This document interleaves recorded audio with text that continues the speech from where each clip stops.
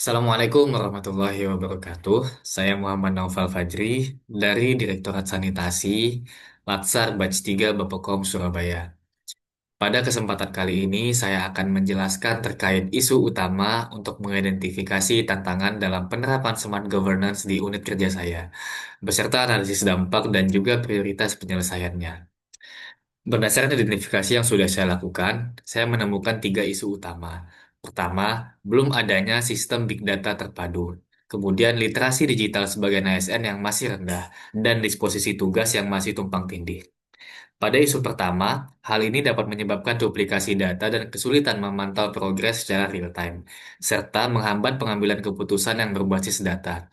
Dampaknya bagi manajemen ASN adalah penilaian kinerja yang tidak akurat, dan bagi Smart ASN, hal ini gagal membangun budaya inovasi berbasis data.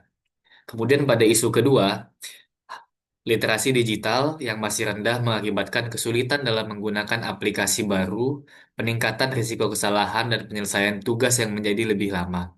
Dampaknya adalah membengkaknya biaya pelatihan, resistensi terhadap perubahan, dan yang paling utama, lambatnya transformasi digital di unit kerja.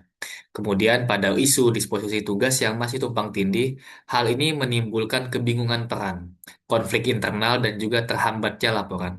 Dampaknya terhadap manajemen ASN adalah performance review yang tidak jelas, dan bagi Smart ASN, hal ini menghambat penerapan prinsip kerja yang agile dan lean. Kemudian saya melakukan analisis dengan USG table, yaitu urgency, seriousness, dan growth. Dari ketiga isu tersebut, saya menganalisisnya berdasarkan tingkat urgency, seriousness, dan growth, dan kemudian sistem big data meraih skor tertinggi yaitu 13, menjadikannya isu utama yang paling mendesak dan serius untuk harus diselesaikan. Rekomendasi awal yang saya temukan dengan diagram fishbone adalah sebagai langkah awal untuk mengatasi isu tersebut.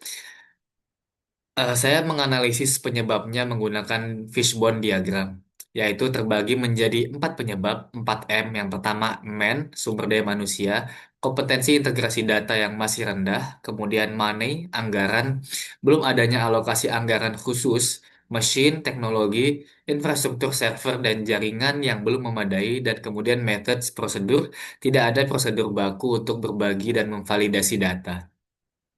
Kesimpulannya adalah, untuk mewujudkan smart governance ini, langkah pertama dan paling penting adalah membangun sistem big data yang terintegrasi di unit kerja saya. Dengan server ini tentunya akan menyelesaikan isu yang menjadi fondasi untuk mengatasi tantangan-tantangan lainnya, seperti peningkatan literasi digital dan juga penataan ulang proses disposisi tugas. Baiklah, sekian presentasi, sekian penjelasan yang dapat saya sampaikan pada kesempatan kali ini. Terima kasih banyak atas perhatiannya. Assalamualaikum warahmatullahi wabarakatuh.